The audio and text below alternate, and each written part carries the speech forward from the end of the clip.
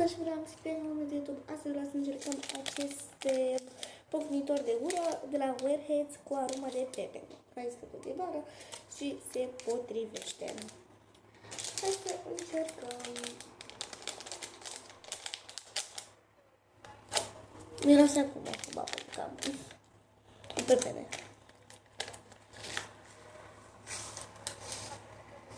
Cum așa arată?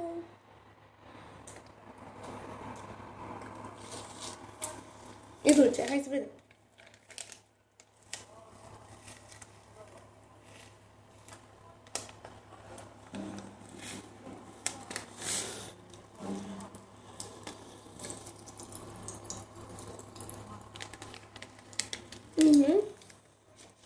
E și artișoară.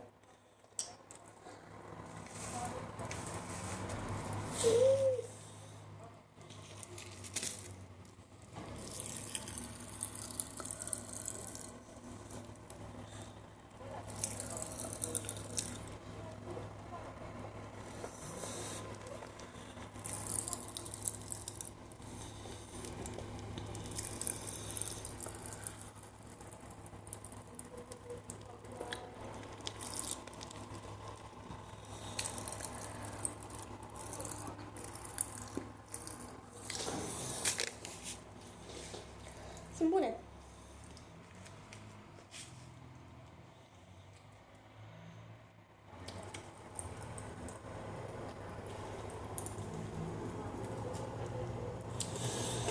Bune. Nu, da. 7, sunt un pic cam dulci. Nu uitați că am fost ajuns, puteți să vedeți și alte videoclipuri de pe pagina mea.